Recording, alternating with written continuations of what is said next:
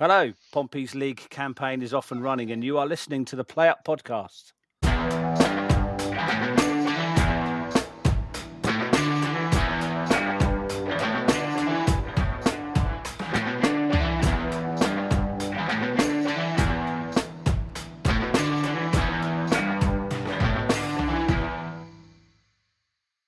My name is Scott McClacton, and I'm joined once again by Phil, Reese, Jamie to cogitate over the first three games of Pompey's season. Welcome, gents. You all right? All right there. Very good, thank you. Yeah. You know, big swig of a beer there, Reese. Nice to see you getting in the swing of things. Beer? That's definitely not beer, mate. Oh, isn't it? That is your finest South African cognac. Oh, okay. It looks like you peed in a cup, but there we go. And we're off. We kick off with the first league game of the season. A trip to the Manor Ground where Pompey saw success last season. A start for new boys Swift, Segacic and Bianchini, who replaced the injured Murphy on the left, saw fans supporting a slightly changed first choice lineup from last season. Lang had a great first half, and he created the first chance for Bianchini, who missed a good-headed chance at the back post. Lang then put it on a plate for the same player, but the shot from 12 yards with only the keeper to beat was really poor. Oxford's long throw seemed to be their main weapon on a blustery day, and one throw had to be smothered on the line by Schmidt after a scramble in the box. Pompey took the lead after a poor back pass was pounced on by Bishop, who bore down on goal. His shot was saved, and it went to Segacic, who coolly tucked it away. He almost made it too with a snapshot that was beaten away before the half ended. And again, it was that man, Segacic, that looked to double the lead. A 1-2 with Lang saw him weave into the box, but he blazed over when it needed a calmer finish. Oxford had a shot well saved on the 90th minute, but that was it. Pompey had the 3 points in the bag away from home. First game. Fantastic. Who would like to go? I know I was the only one actually there. Who would like to go first on our performance, our win, and the new boys? Reese, can you give us a rundown on Oxford, please? Sure. Fantastic result. Got our first away win a lot quicker than we did last season. It was on paper, it was a nice fixture, wasn't it? So we got an away win last year, but I think it's just a solid performance. I mean, it wasn't hugely entertaining. I mean, we didn't batter them or anything like that, but we took advantage of the opportunity to get a goal.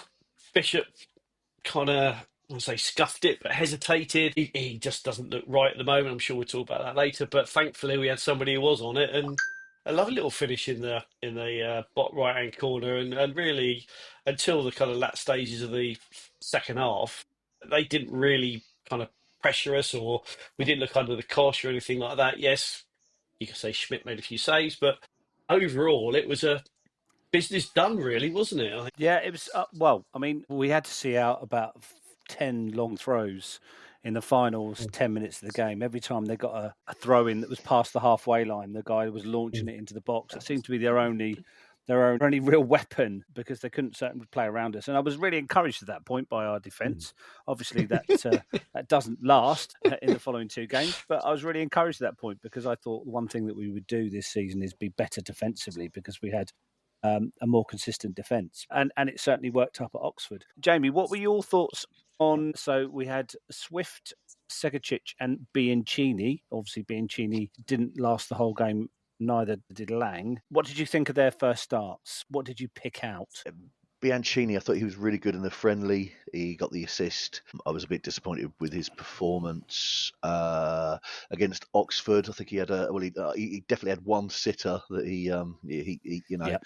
we all know about that one. And my genuine thought was, why the fuck have we got rid of Paddy Lane, who can score from 25 yards out, for a guy that can't even shoot from 5 yards out? So yeah, that's what I mean. Look, hopefully he'll impress me as much as he did in the friendly in the future.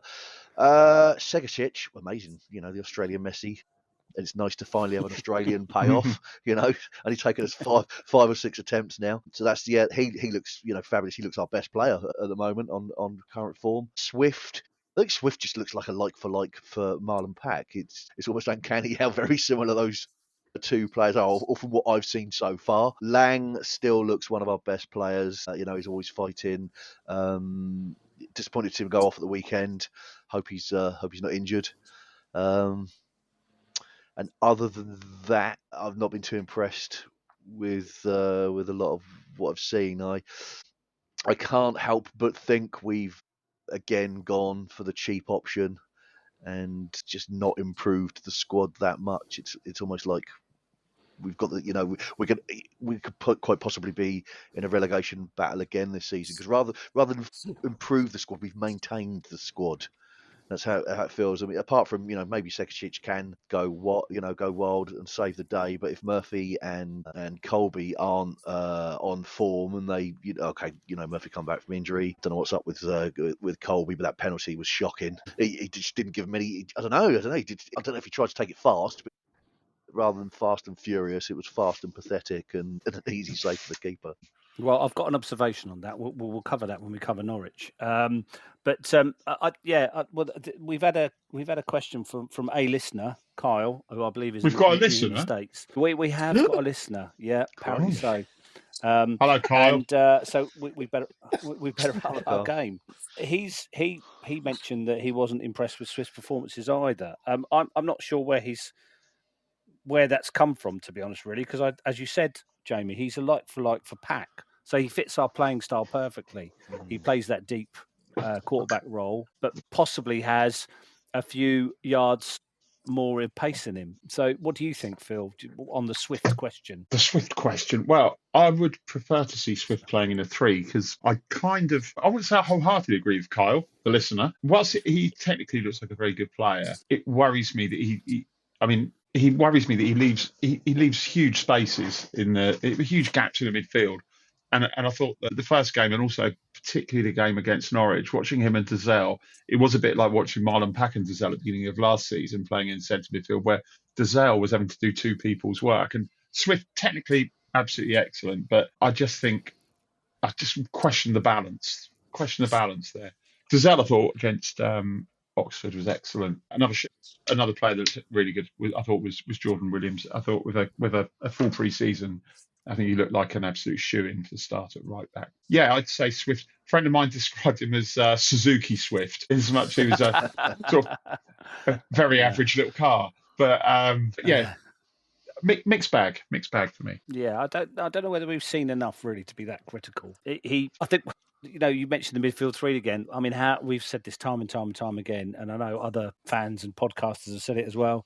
Midfield 3 with a 3 up front, would give us that solidity, and I think that's certainly where we lost it against Norwich in the midfield.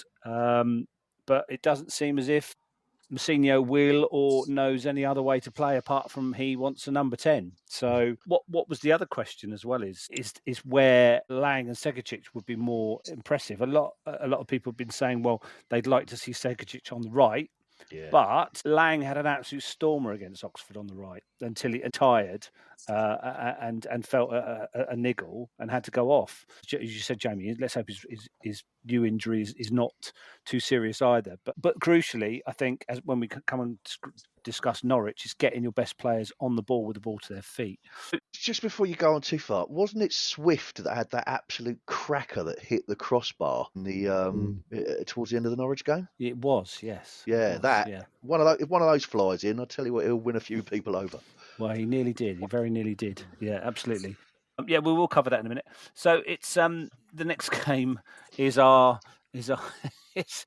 free hit in the Carabao Cup against Reading, as it didn't turn out to be. Despite Mousinho saying that there would be a few changes, he ultimately made 10 and gave the new signings plus youth reserves a run out.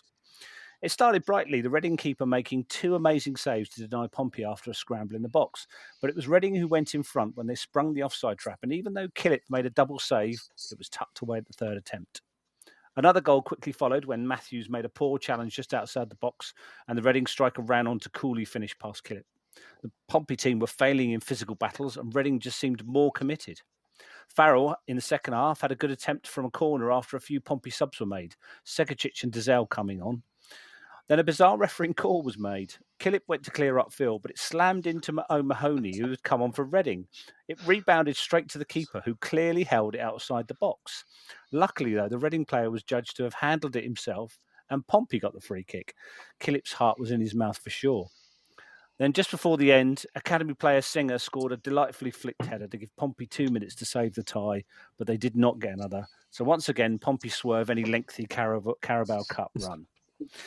So we had obviously the new players on display there. So it was, well, I wouldn't say Matthews, but Matthews was playing at the back with Boat, obviously, who's been out for more than a year. And we had LaRue and Kozlowski in midfield with Dazelle. Dazelle started, didn't he, I think?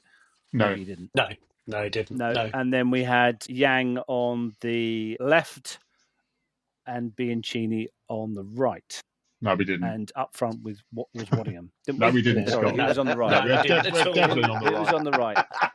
Devlin on the right, that's right. You yeah. don't know what you're doing. Alan So, Bailey yeah, came on in the second half. he probably did. We could have done with an extra 10 minutes injury time. We might have scored. So I'll give my 2 penneth, and then you guys can chip in. So I thought I was impressed by LaRue. I may have been alone at that, but I was impressed by him. His work was pretty good. Kozlowski was very busy, not as controlled as LaRue. Yang, I think, was. Everyone agreed he had an absolute shocker. Didn't manage to keep the ball until he moved to the right. He did move to the right eventually, and seemed to be able to use his right foot and was therefore a bit more comfortable. But apart from that, it was all a bit. I mean, I thought Killip made some good saves when he had the opportunity to, and his distribution was pretty good. I mean, he can hit a lamppost from 60 yards, Reese, even though I can't. So yeah, there was some shoots of encouraging stuff, but I just think I don't know what Mousinho's doing, just chucking everything in the melting pot and expecting it to work. His line was that we put out a team that we thought could win the match. And I don't think they could, to be honest, really. You had players there who hadn't played for ages, certainly players that had only been in the building a number of days. It was a recipe for disaster, and we certainly got one. Phil, what did you think? I was very angry to start with, but I think sort of 24 hours, my blood had returned to my blood levels had returned to sort of much more normal level. I do have a certain amount of sympathy for the manager, because I can see what he was trying to do. The problem we've got is we don't have a reserve team, we don't have an under 23 team.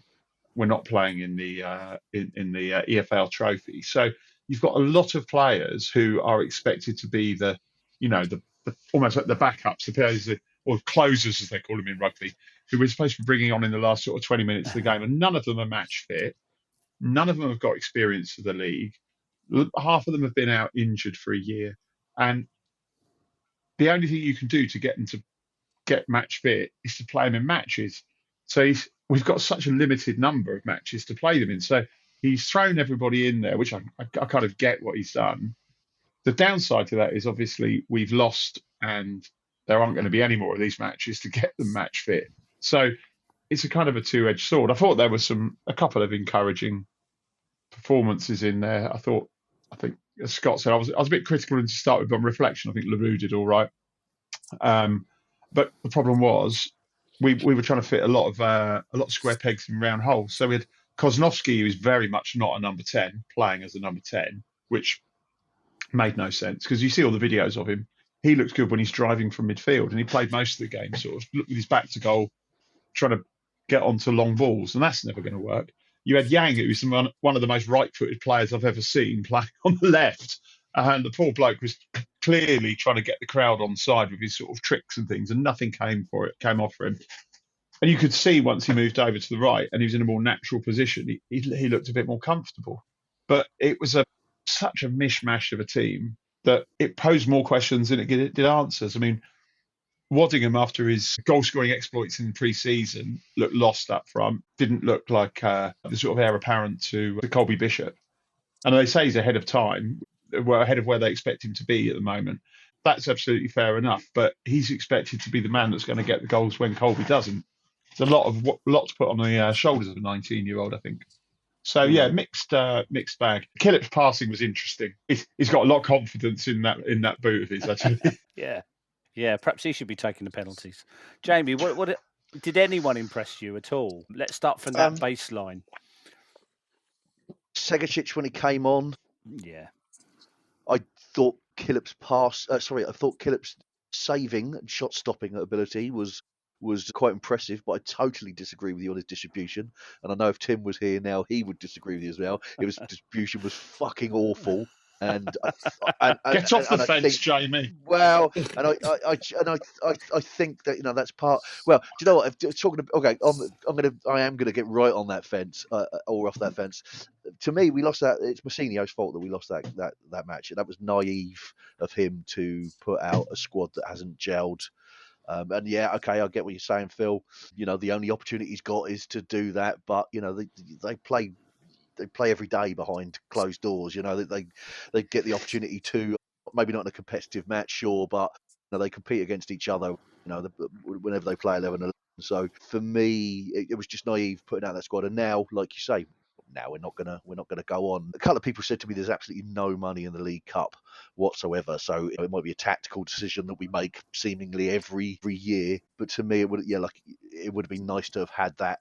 And so I'd have probably started with a core and sprinkled in new players, and then to replace the core once we got a few goals up. I mean, you could also, I did wonder, we played them in pre-season. Maybe if we used exactly the same tactic that the manager just, I can't remember his name, but maybe he watched that game and just decided to counter the shit out of us, and our new players who didn't look very good. Got nobody really impressed me that much. Yang for me was a one-man wonder. He thought, it was like he was on a team on his own, and I get it. Yeah, okay, he was trying to impress. He was trying to, he was going for glory, but unfortunately, he's part of a team, and he didn't appear like he was at all. Koznovsky, I didn't even notice him. I didn't really notice LaRue either.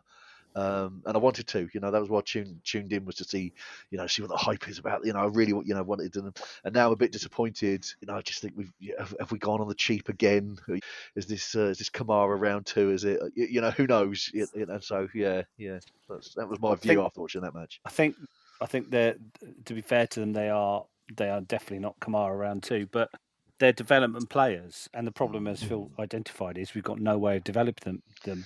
I mean, there may not be any money in the Carabao Cup, but I'll go back to the Wickham game last season, FA Cup round 3. The game's about glory. The game's about achieving things. The game's about stretching yourself, and sports should be about achievement. Not saying we don't want to try too hard in this one, and that's possibly where your anger came from, Phil. I was pretty miffed as well, but we can't keep sidelining these opportunities, because if you want to give these kids and development players games, go on a cup run. Why not see if we can get 2, 3, 4 games, and end up getting hammered by Man City or something. That would be glory. Can you imagine if we managed to get Fratton Park on a Tuesday, Manchester City or Man United or whoever to Fratton Park on a Tuesday night? It would be absolutely rocking. It'd be a brilliant night.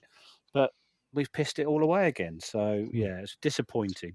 Reece, are you going to cut anyone slack from that performance at all? Go on, then, please. I am a lot, actually. I mean, I'm in general agreement with Phil.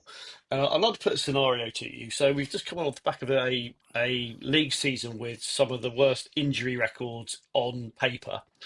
Imagine if he played Shaughnessy, or he played Lang, or he played Murphy, and they got injured, and then another long season out or period out. He would have got hammered for, why are you playing the big players in a Mickey Mouse Cup? And let's face it, if you're in the boardroom at PFC and you're looking at the aims and achievements of the season, I guarantee the Carabao Cup probably isn't even in the top 5. I paid my money. I'm honestly not fussed about it. I think it looked like he needed to get some fitness. He hasn't got the strength in depth at the moment. We still got loan players to come in, still got that transfer window. He cannot risk star players in a Mickey Mouse Cup. And I think he probably would have said, look, guys, opportunity to get fit, change the squad. A lot of players played on Saturday. We had a really good game, but go out there, enjoy yourself, but nothing stupid, and you should be able to do it. But I just think he made the right call again, and he did it last season with all the changes to the away games. And when you think about the whole season, he got it. Those decisions were right for the overall aims of the club. They were shocking for the away supporters, I'll give you that. But I think he's in a similar situation at the moment until we can kind of get to the end of the transfer window. I think we'll be a little bit stronger. I actually thought nobody's mentioned Farrell in that summation. I thought he had a really, really good game, and I saw him against Ham Waterlooville and he looked pretty solid as well. And I think he just looks a little bit more mobile than Ogilvy. I mean, of the rest, yeah. I mean, I couldn't agree. Devlin, anonymous. I mean, he was playing on the right. Waddington's pretty quick, but he didn't get any service at all, and we just didn't click. I mean, let's face it, it was a team of strangers playing together. Also, I mean, I think Swanson's been really poor, and I thought he was really poor in that game. So I'm a bit worried about him being our backup for right back. I just hope kind of Williams stays fit. Matthews had a bit of a shocker as well. So yeah, it wasn't a great night, but I totally understood why he played that, and I'm not upset about it in any way whatsoever. Well, that's very, very even-handed of you. So thank you for that, Reece. I think we needed that little bit of positivity there. Phil, are you still there? I am still here. Yes. Yeah, it's okay. You've gone dark, but that's fine. As long as we can hear you, that's brilliant. So I think this is a good point for your ever excellent quiz. So what have you got for us? What have you got for us this evening? Well, this is very hastily assembled just before we started, and I've got to say that I've got to put the credit down. This is Neil Allen of the News. Big up Neil Allen, because I've shamelessly plagiarised one of his recent articles to come up with a quiz. So, based on Colby's lamentable penalty against Norwich, we are looking at Pompey's 10 most successful penalty takers of the last 20 years. Okay. And so I have 10 names here, and I'm going to put it open to you. I'm going to literally go, Reece, you're on the screen for me at the moment, so I'm going to let you go first. Reece, name one of those penalty takers. Gareth Evans. Gareth Evans, correct. Gareth Evans clocks in sixth most successful. He took 8 penalties and put 7 away. So he was very successful, 87.5%. Wow, that's pretty good. Pretty good. Scott, we'll move over to you then. Did you say last 20? Last 20 years, not the next 20 years. No. Okay. Well, I'm going back, so that rules out Paul Merson, doesn't it? I can't say whether it does or not. Well, I'm obviously going to say Paul Merson, but he was Paul Merson. That's an inspired guess, Scott. Well, I didn't know whether so that was 2003, 2002, 2003, wasn't it?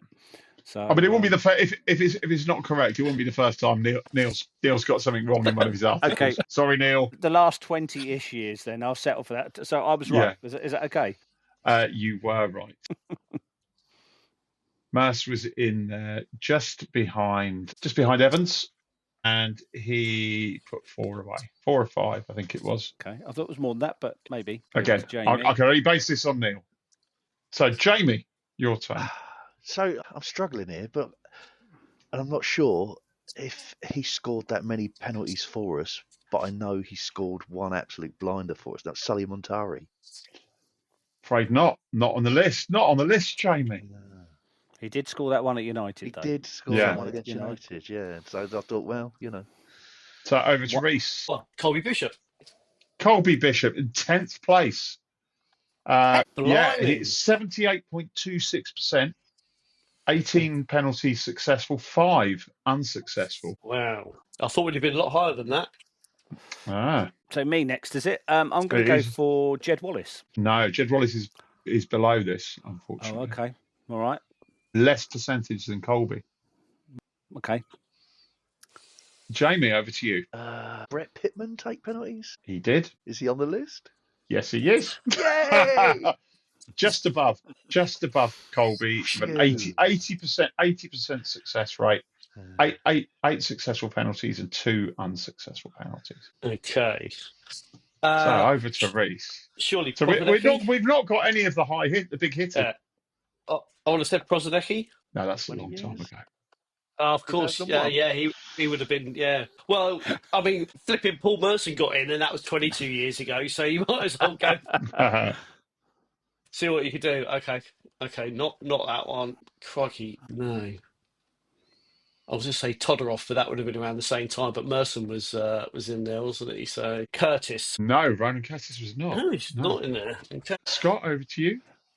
Gary Roberts. Oh, Gary Roberts was just below as well. Just below. Oh man, alive! unfortunately. So I'm getting all the ones outside the top 10. Yeah, if this was a name the name the 10th to 15th positioned, you'd be top of the league. We'll get Jamie, there, we'll get over there. to you. I'm going to start giving out clues soon. Yeah. Seeing as I know the only era of Pompey I ever usually get questions right about is the Harry Redknapp era. Is the Yak in there? Or... The Yak is, of course, there. Yak is number 1, 8 of 8. I seem to remember every single one of them was dinked down the middle.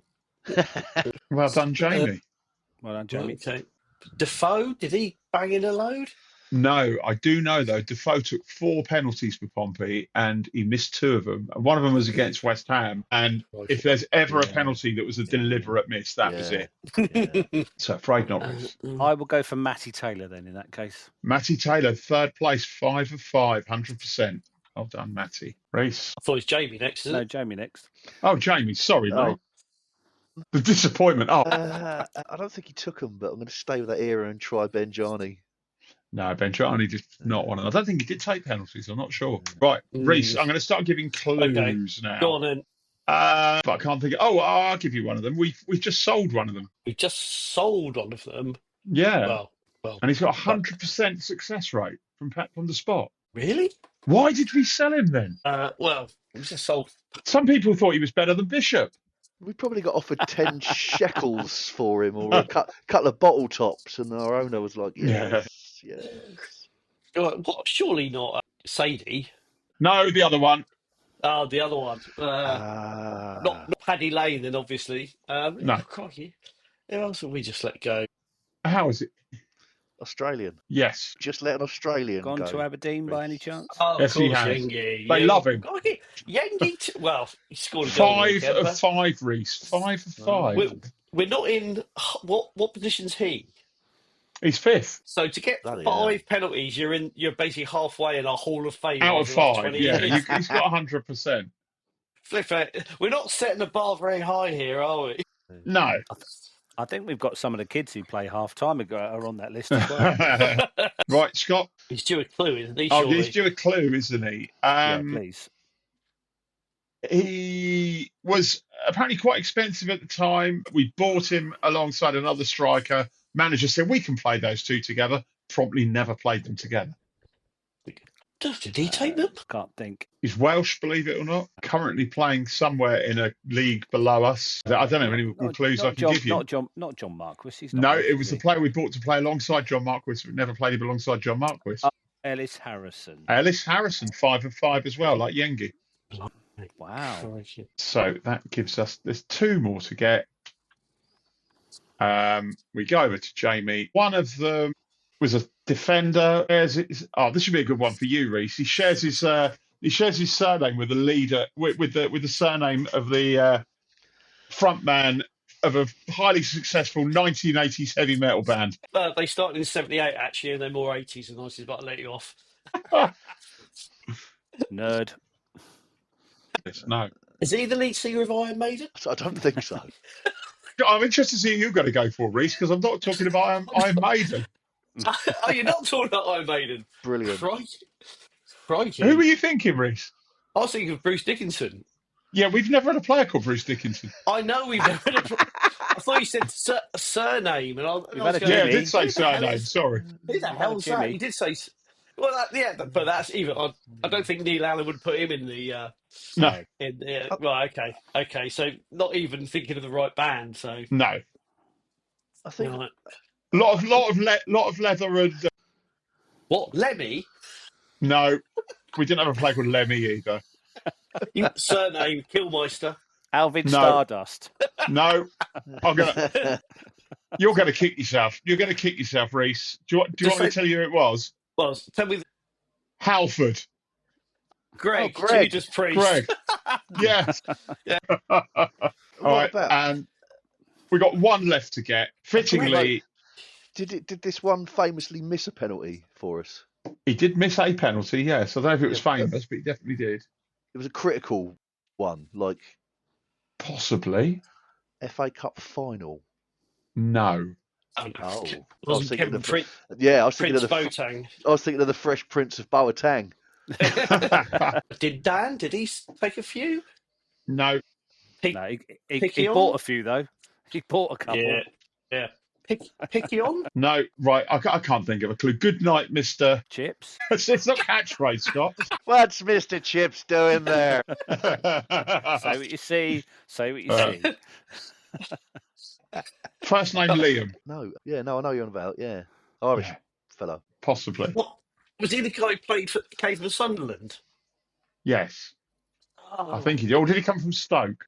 It was a team in red and white shirts. I've also found out my clue was completely wrong. It wasn't good night, Mr. This. It was Merry Christmas, Mr. This. Liam Lawrence. Yes, Liam Lawrence, thank yes. you. Well done. Well done. It's I'm all glad the we Big got shout that. out to Ryuichi Sakamoto. Thanks for that. You're all Phil. crap at this, so 1 point each. That's gonna cause me an absolute nightmare editing that. So I know. I'm glad I'm not. I don't have to actually have to do anything at work anymore. Right. So great stuff. Before you move on from Reading, can I just say how nice it was to see the young lad Singer put in what was a fantastic header, and what a moment for him. You know, scoring in front of the Fratton end on your debut. We'll probably never see him again, but that was a lovely moment. It was off his eyebrows, wasn't it? Yeah. It was just a little gentle whoosh. In you go. He is the Luke Nightingale of 2025. Yeah.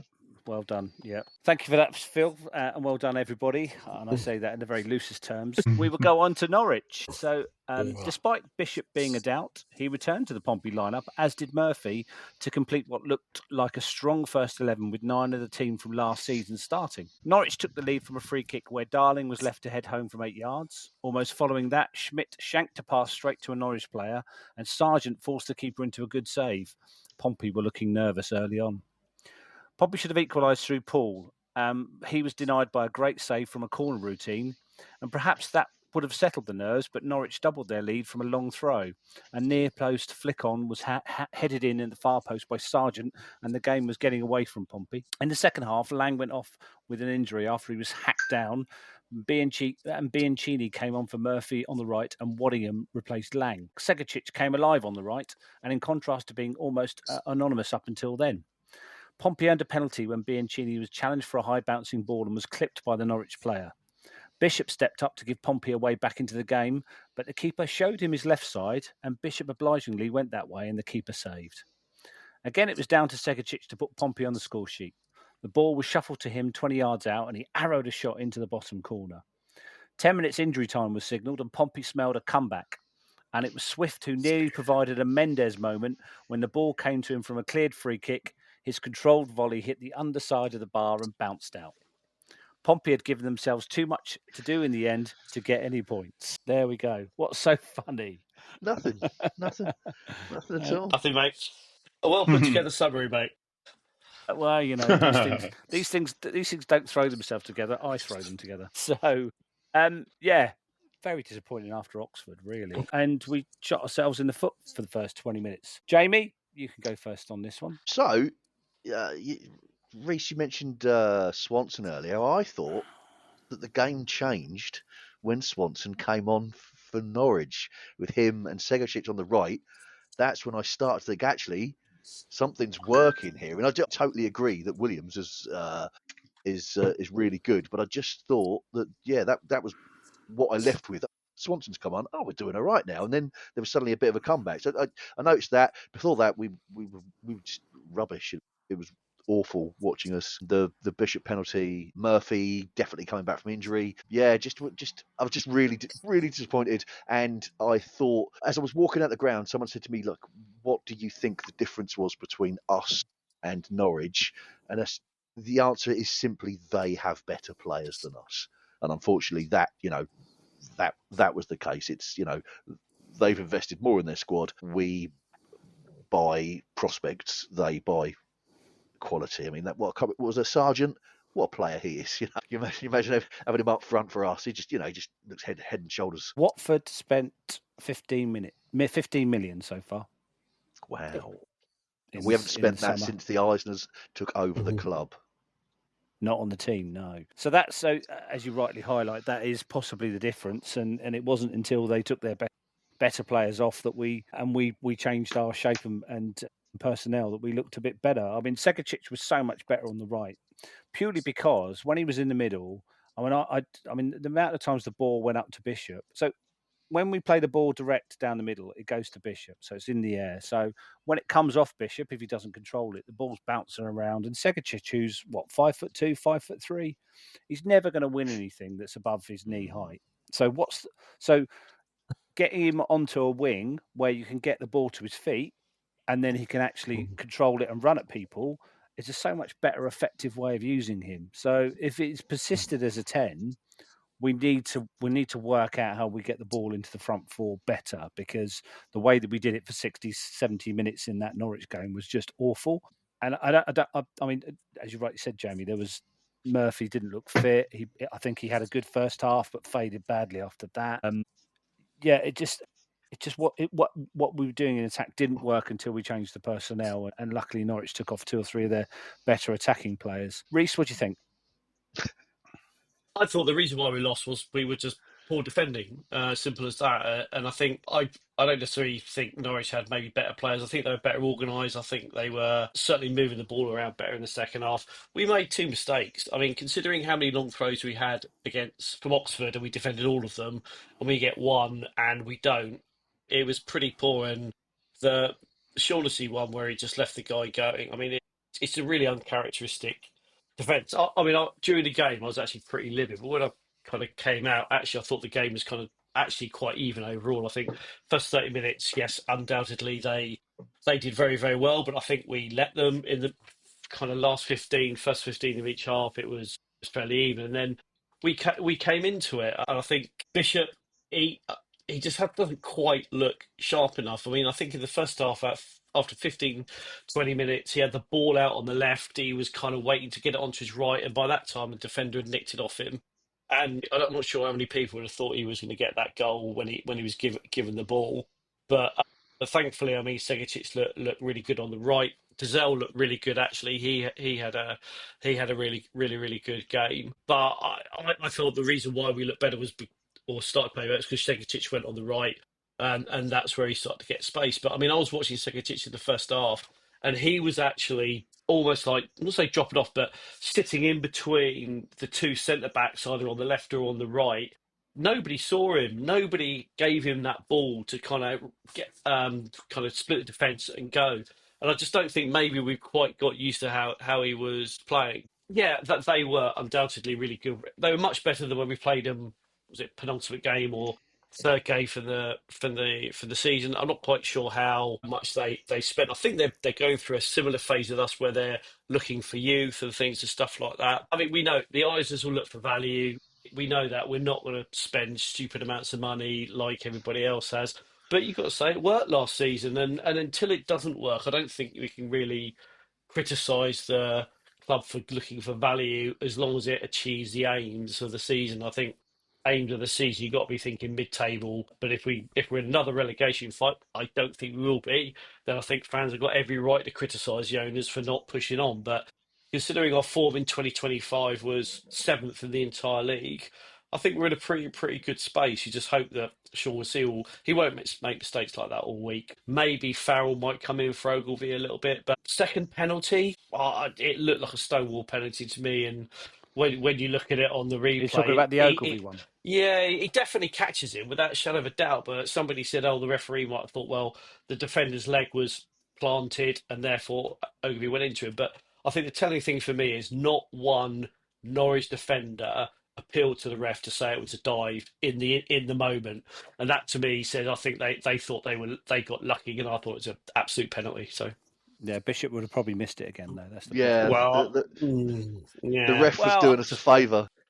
Yeah, possibly. you got to be careful with Bishop because we wrote him off sometime in the past. Might have been, and the fans started to get on his back a little bit. And I think he did an interview with the news where he made a point of get off my back, but you could tell it was, hang on, I've been consistent for like 2 or 3 seasons here at this club.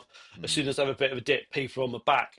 And one thing we can't do is get on his back. And I think he'll just prove people wrong eventually, but he doesn't quite look sharp enough to me. No, he will. I'm sure he will. And to be fair, following the period of criticism, he played much better and he started scoring goals. So, Yeah. however he arrived at better form, he got better form. On the Ogilvy, there's a, I don't know if you've seen it. There's a good fan made video of it from the Fratton end, which shows it really clearly. I think the referee was just in a really bad position. I don't think he could see the contact, so that the defenders, you said it was planted. I thought the defender's leg was moving towards Ogilvy a little bit. I mean, it wasn't as clear as the first one. And on the Bishop penalty, as I said in my description, if you watch the video, and it's exactly the same as the one that was when Ritchie was taken down last season, and the goalkeeper showed him to his left. So the goalkeeper dances up and down on the right, says, "Go on, put it to my left, put it to my left."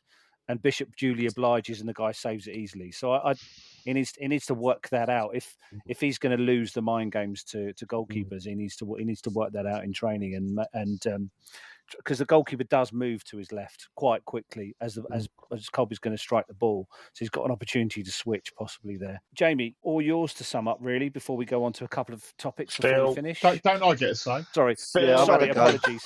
Yeah. I've been patiently waiting here. Yeah. Apologies, Phil. You give us the gold, mate. Go on. Well, I think Reece made a point about the comparative values of the side. So I know the transfer window's not over yet, and I know it's not all about how much money we spent, but we spent about £2 million on us improving our squad. Norwich has spent 20 million, and I think that speaks volumes. I think in terms of performances, I agree with Reece. I don't think you'll see a worse game by Shaughnessy this season. I thought he was awful. Paul was poor in the first half, but then found himself having to cover for Shaughnessy. I think it was what you'd call a bad day in the office for the centre backs. Ogilvy's okay. Williams, I thought, played well and was unlucky to be removed. Dazelle, I thought, was excellent. But then the sad thing is, I think his consistent performances, but once LaRue and Kosnowski are fit, he'll probably be the one that gets pulled. I think with Lang and Segacic, I think you'll see the two of them swapping over in those two roles quite a lot this season, because it depends, I think, very much about who they're up against, because they're very different in terms of how they play as a right winger. They're very different. Lang is much more take your man on, get to the byline, whereas Segacic is often looking to cut inside and get shot off. It's quite a nice conundrum to have, really.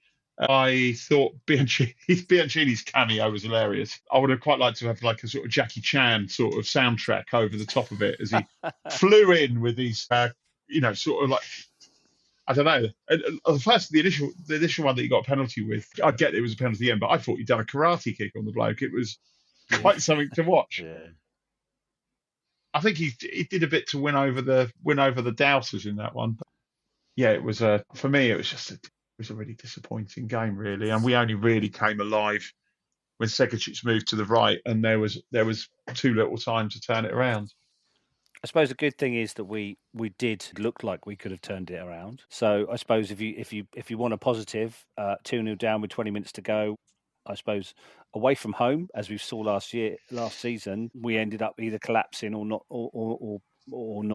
getting back in the game. But certainly at home, we could get back into games. But like I said, the one thing I wanted from this season was a much more improved defensive base and more clean sheets, either at home or away. And so to go 2-0 down in 20 odd minutes was really disappointing, and from set pieces as well. It wasn't excellent play by Norwich; it was just mistakes by us. And I think you were right, Reece. I don't think they had apart from the Sargent one where we gave it to them, they didn't really have another shot on target, did they? So yeah, so disappointing that we had an opportunity there to really push on from the Oxford result and shot ourselves in the foot. So. We do have another question from another listener. So we have two fans that have identified themselves. Lee Frankis has asked, what positions do we still need to strengthen, and do we think we will? Jamie, all yours. What would you do? Put your champ manager hat on. I would definitely sign a striker to challenge Colby Bishop. We know we need another striker in the building anyway, and I would like to see us sign one of a good quality. One there's just such a quality where the fans are saying, let's play them both. I would like to see that. I'm not convinced. It's early days, but I'm not convinced on the backup to Murphy currently. both Yang and Bianchini both need to impress me. They haven't yet. I think we've got enough numbers in midfield. Whether we've got enough quality is yet to be seen, especially after that the Reading game. I'm happy with our defensive options. I think. I don't know about this new guy that's coming in. You're talking about Knight, who may or may not be coming in.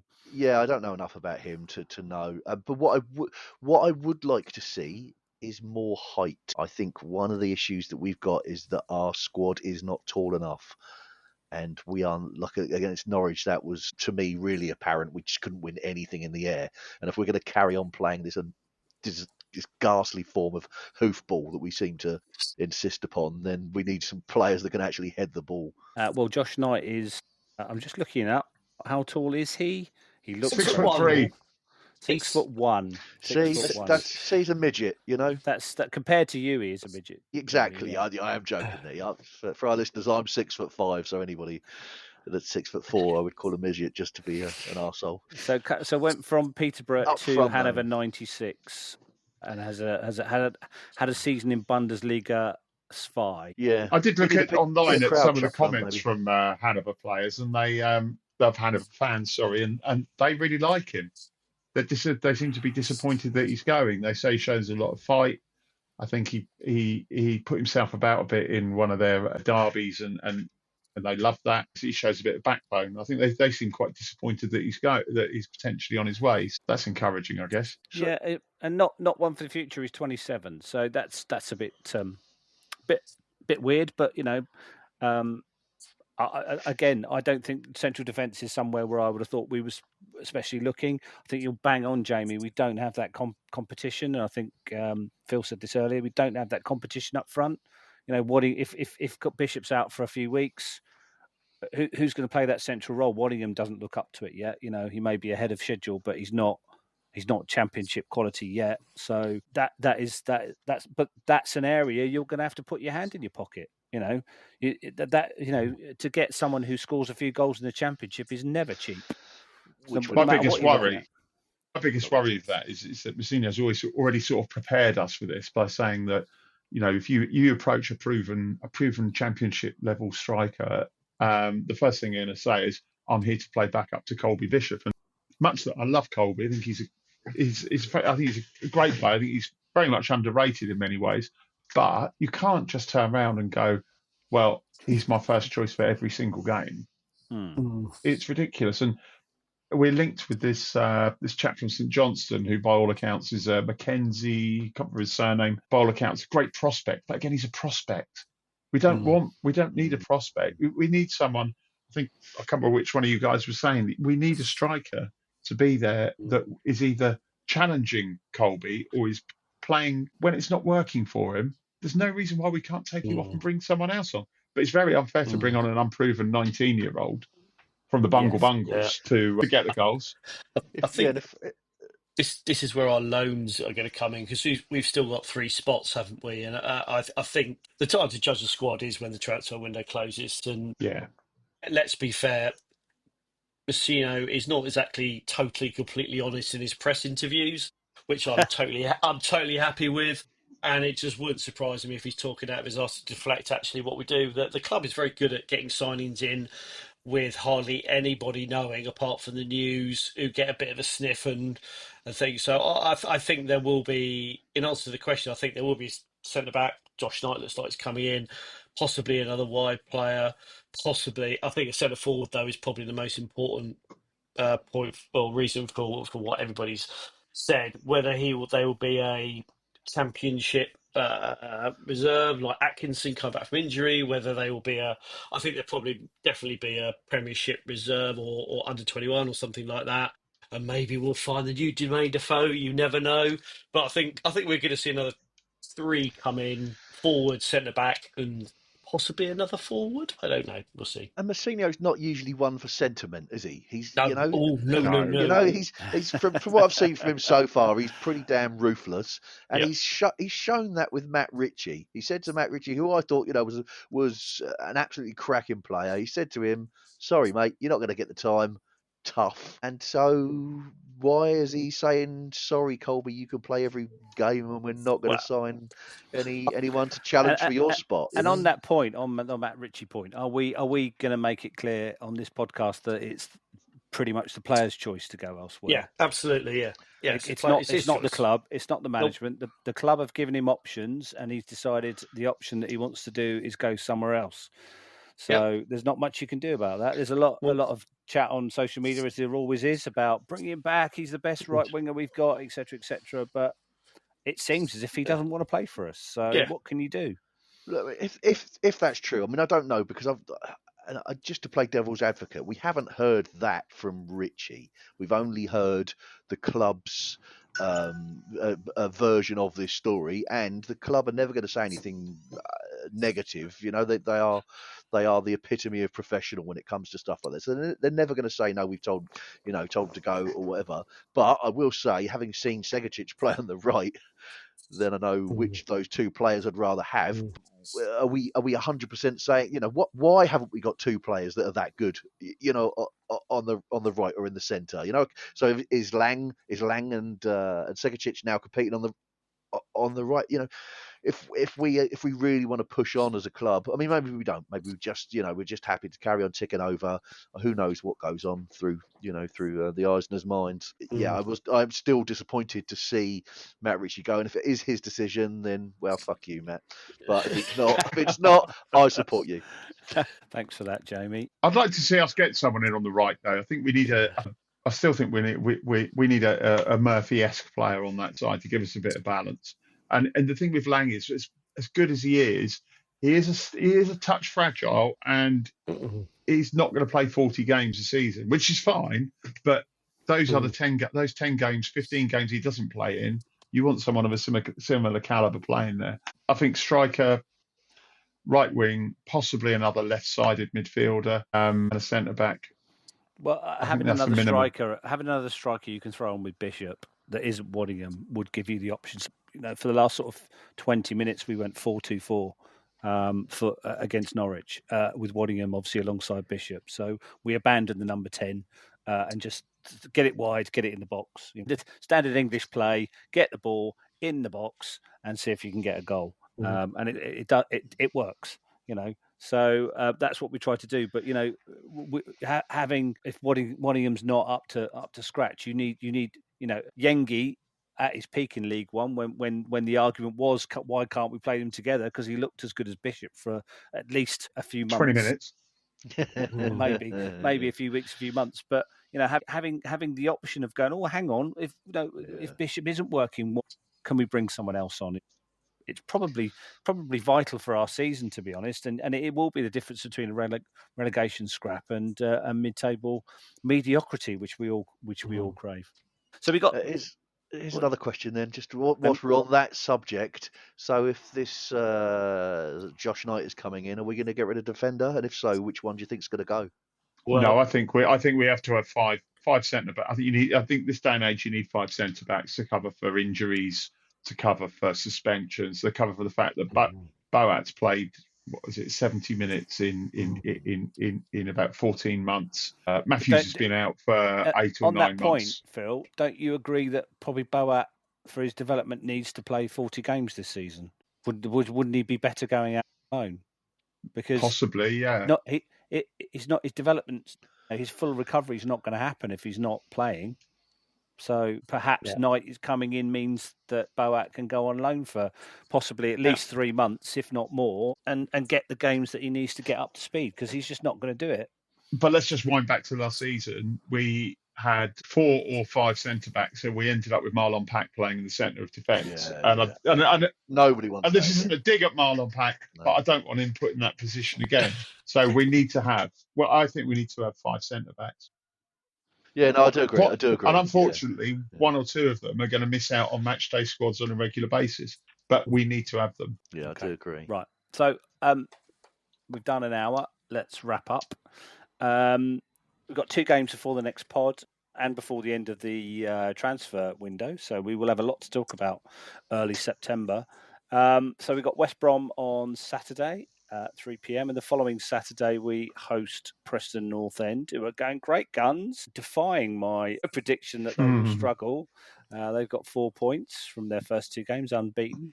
So I'll go Jamie, Phil, Reese. Could you give me your predictions, please, starting with Jamie? For the next match for Preston. West Brom and Preston, please. Draw with West Brom brave. and beat Preston. Okay, Phil. We won't draw with West Brom, in my opinion. I think we lose. I think we lose to West Brom, and then we put it in a sterling performance against Preston North End, and everything looks rosy in our garden. Excellent. Just in time for the next pod, Reese. Well, I'm going to West Brom, so we're definitely going to lose. And we will be. Okay. I'd love to think we'd get something out of West Brom, but they've had a really good start to the season, and we, despite our defensive heroics against Oxford, looked really shaky against Norwich. So I think if they score first, I think we'll be easily beaten. But yeah, I really think that we can beat Preston at home. They're the kind of team that we should be winning matches at home if we want to stay up. It's simple as that. You know, you beat those kind of teams at home if you want the points to stay up. So a Preston win for me. Probable West Brom loss. I'm just going to remind everyone at this point that I said that we'd beat Leeds and lose to Plymouth. You did, didn't you? And this feels the same. Yeah. It is the wife's birthday on Saturday as well, though, and she's going, so you never know. It could be a 5-0 mauling, and a very early happy birthday to Liz. Yeah. We're staying in London for 2 nights, and we got 2 nights at the Waterloo Travel Lodge, and I've upgraded her to a plus room. So I think that charmer, you charmer. You, sir, are an absolute gentleman. Well, I hope you have a great weekend, the both of you. And I hope we don't get mauled at West Brom. So thanks very much, guys. Great pod again. This is the Play Up podcast. We will be back in 2 weeks. Like I said, we will cover the 2 games and the transfer window. And let's hope we do get that striker that we're clearly all craving. And we'll see you all then. So thanks very much, guys. A very good night. Good night, Big love, mother flippers. Cheerio.